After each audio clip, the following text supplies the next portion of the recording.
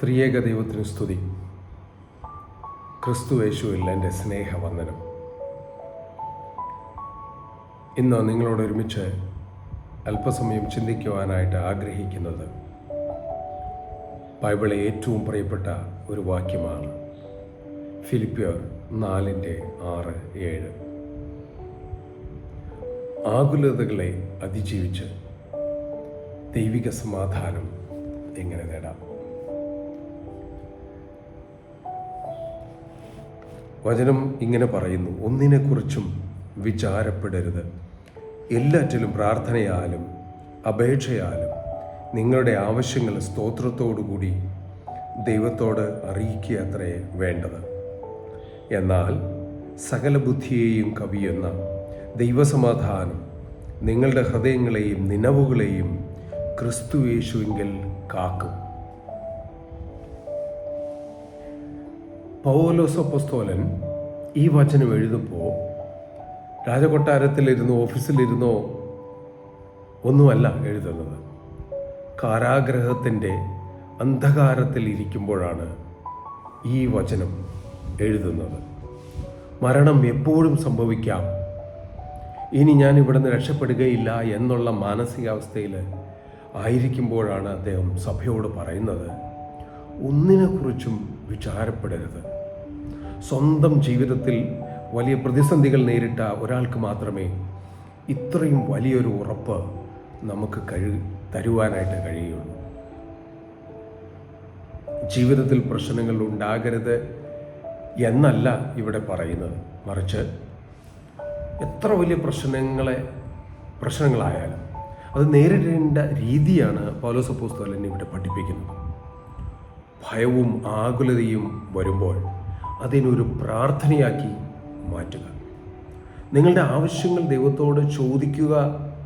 അതോടൊപ്പം ഏറ്റവും പ്രധാനമായിട്ട് അവിടെ പറയുന്നത് സ്തോത്രത്തോടുകൂടെ അഥവാ നന്ദിയുള്ള ഹൃദയത്തോടുകൂടെ അത് ചെയ്യുക. നന്ദി പറയുന്ന ഹൃദയത്തിൽ ആകുലതകൾക്ക് സ്ഥാനമുണ്ടാകില്ല. ഇത് ദൈവിക സമാധാനത്തിൻ്റെ ഒരു കാവലാണ്. ആ 7-ാം വാക്യത്തിൽ നമ്മൾ വായിച്ചത്, എന്നാൽ ഇതൊക്കെ ചെയ്താൽ എന്താ സംഭവിക്കുക? എന്നാൽ സകല ബുദ്ധിയെയും കവിയുന്ന ദൈവസമാധാനം നിങ്ങളുടെ ഹൃദയങ്ങളെയും നിനവുകളെയും ക്രിസ്തു യേശുവിങ്കൽ കാക്കും. ആ കാക്കും എന്ന് പറയുന്നതിന് ഒരു പട്ടാളക്കാരൻ നഗരത്തിൻ്റെ കവാടത്തിൽ കാവൽ നിൽക്കുന്നത് പോലെ എന്നാണ് അർത്ഥം. ദൈവത്തിൻ്റെ സമാധാനം നിങ്ങളുടെ ഹൃദയത്തിന് ചുറ്റും ഒരു കാവൽക്കാരനെ പോലെ നിൽക്കും. ഒരു ഭയത്തെയും അകത്തേക്ക് കയറ്റി വിടില്ല. നമ്മുടെ ബുദ്ധിക്ക് ചിന്തിക്കാൻ കഴിയുന്നതിലും അപ്പുറമാണ് ഈ സമാധാനം. പുറത്ത് കൊടുങ്കാറ്റടിക്കുമ്പോഴും ഉള്ളിൽ ശാന്തമായിരിക്കാൻ കഴിയുന്ന ഒരവസ്ഥയാണിത്. സഹോദരി സഹോദരങ്ങളെ, നിങ്ങളെ അലട്ടുന്ന പ്രശ്നം എന്ത് തന്നെയായാലും, അനേകായിരം പ്രശ്നങ്ങൾ നമ്മുടെ ജീവിതത്തിൽ ഉണ്ടാകുന്നുണ്ട്.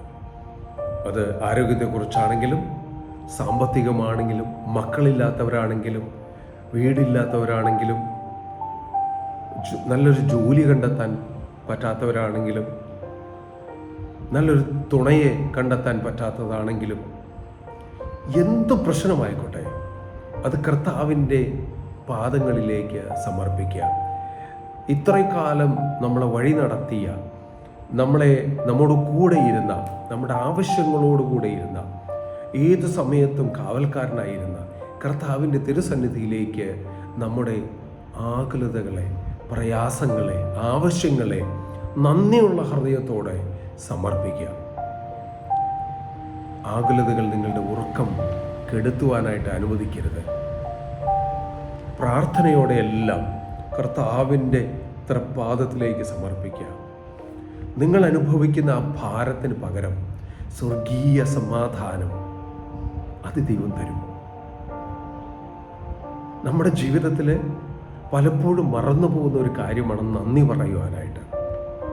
നമ്മുടെ ജീവിതത്തിൽ നമ്മൾക്ക് ആവശ്യമുള്ളപ്പോഴെല്ലാം ദൈവം ഇഷ്ടം പോലെ സഹായങ്ങൾ തന്നിട്ടുണ്ട്.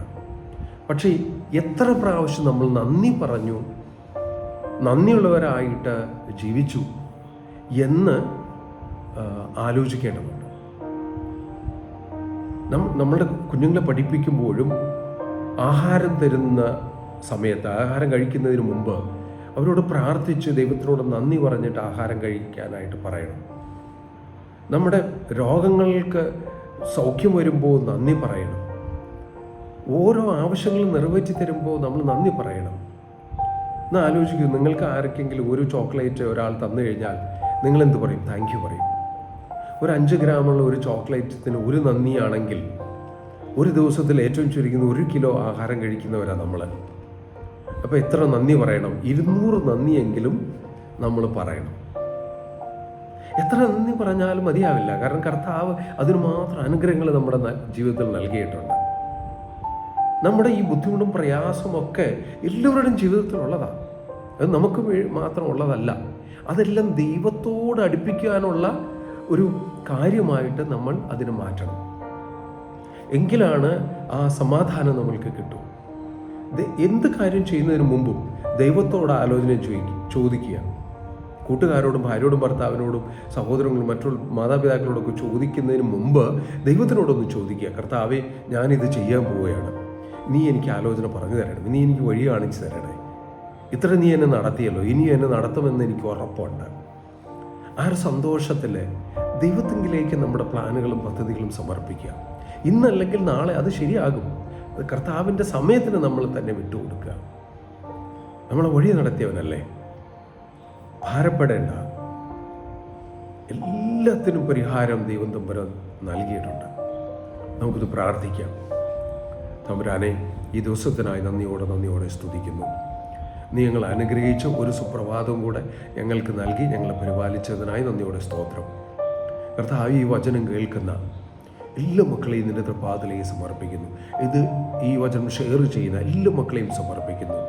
ഏതൊരു സാഹചര്യത്തിലായിരുന്നാലും അവരെ നിന്റെ തൃപ്പാദത്തിൽ നീ ചിറകിൻ മറവിൽ നീ മറച്ചു കൊള്ളണമേ. ആപത്തനർത്ഥങ്ങളിൽ നിന്ന് അവരെ രക്ഷിക്കണമേ. ഒരു സങ്കടവും ഒരു പ്രയാസവും കൂടാതെ നിന്റെ ചിറകിൻ മറവിൽ അവർക്ക് സന്തോഷത്തിൻ്റെയും സമാധാനത്തിൻ്റെയും ഐശ്വര്യത്തിൻ്റെയും ആരോഗ്യത്തിൻ്റെയും നല്ല ദിനങ്ങൾ നീ നൽകണമേ കർത്താവേ. അവരുടെ പ്രയാസങ്ങളെ, അവരുടെ ആവശ്യങ്ങളെ, അവരുടെ ആഗ്രഹങ്ങളെ, അവരുടെ പ്ലാനുകളെ, പദ്ധതികളെ അങ്ങയുടെ തൃപ്പാദത്തിലേക്ക് സമർപ്പിക്കുന്നു. സന്താനങ്ങളില്ലാതെ വിഷമിക്കുന്ന കുറേ മക്കളുണ്ടല്ലോ കർത്താവേ. ഈ വചനം കേൾക്കുന്ന പലരും ഉണ്ടല്ലോ കർത്താവേ.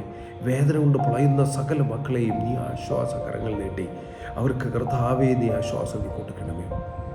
നീ അവരെ നീ അനുഗ്രഹിക്കണമേ. അവരുടെ നല്ല ആവശ്യങ്ങളെ നിന്റെ ചിറകിൻ മറവിൽ മറച്ച് കർത്താവെ അവർക്ക് നിവർത്തിച്ചു കൊടുക്കണമേ. എന്നെ കേൾപ്പാൻ ആരുമില്ല, എന്നെ സഹായിപ്പാൻ ആരുമില്ല, എന്നെ സ്നേഹിക്കാൻ ആരുമില്ല, എന്നെ മനസ്സിലാക്കുന്ന ആരുമില്ല എന്ന് പിറുപിറുക്കുന്ന മക്കളെ ഓരോരുത്തരെയും നിന്റെ തൃപ്പാദത്തിലേക്ക് സമർപ്പിക്കുന്നു. സകലവും നഷ്ടപ്പെട്ട് എൻ്റെ മുന്നിൽ ഒരു വഴിയുമില്ല, എനിക്കിനി മുമ്പോട്ട് ജീവിക്കാൻ സാധിക്കുകയില്ല എന്ന് ചിന്തിക്കുന്ന മക്കളെ നിന്റെ തൃപ്പാദത്തിലേക്ക് സമർപ്പിക്കുന്നു. അവരെ നീ തൊടണമേ കർത്താവേ. ഇന്ന് നീ അവരുടെ ജീവിതത്തിന് അർത്ഥം കൊടുക്കണമേ കർത്താവേ. അവർക്ക് വഴി കൊടുക്കണമേ കർത്താവേ. ജോലിയില്ലാതെ വിഷമിക്കുന്ന മക്കളെ സമർപ്പിക്കുന്നു കർത്താവേ. നല്ല വരുമാന മാർഗങ്ങളെ അവർക്ക് തുറന്നു കൊടുക്കണമേ കർത്താവേ. പിശാചിൻ്റെ ബന്ധനത്തിലായിരിക്കുന്നവരെ, മദ്യത്തിനും മയക്കുമരുന്നിനും അടിമയായിരിക്കുന്നവർക്ക് പൂർണ്ണമായി വിടുതൽ നൽകണമേ. സന്തോഷവും എല്ലാ ഹൃദയങ്ങളും നിറയ്ക്കണമേ. നിന്റെ സൃഷ്ടികളെന്ന് നീ ഓർക്കണമേ കർത്താവേ. നിന്റെ കൃപ നിന്റെ മക്കളോട് കൂടെ ഇരിക്കണമേ. ആരും നശിച്ചു പോകാൻ ഇടവരുത്തരുത് കർത്താവേ. എല്ലാ ഹൃദയങ്ങളിലും സന്തോഷ സമാധാനം നിറയ്ക്കണമേ. അവരെ സ്നേഹിക്കാൻ പഠിപ്പിക്കണമേ, ക്ഷമിക്കാൻ പഠിക്കണമേ, കരുതാൻ പഠിപ്പിക്കണമേ കർത്താവേ. നിന്റെ കൃപ യേശുവേ, നിന്റെ കൃപ ഈ ലോകത്തോടു കൂടെ ഇരിക്കണമേ. നിന്റെ ചെറിയ മുറവ് എല്ലാവരെയും മറയ്ക്കണമേ. പൂർണ്ണമായി ഏറ്റെടുത്ത് വഴിയെടുത്തതിനായി സ്തോത്രം. എല്ലാം ഞങ്ങൾക്ക് വേണ്ടി യേശുവിൻ്റെ നാമത്തിൽ തന്നെ ആമേൻ. ഈ വചനം നിങ്ങൾക്ക് ആശ്വാസം നൽകുന്നുണ്ടെങ്കിൽ മറ്റുള്ളവരിലേക്ക് എത്തിക്കുവാനായിട്ട് ശ്രമിക്കുക. കൂടാതെ അഗാപ്പൻ ബ്ലെസ്സിങ് സബ്സ്ക്രൈബ് ചെയ്യാൻ മറക്കരുത്. Thank you. God bless you.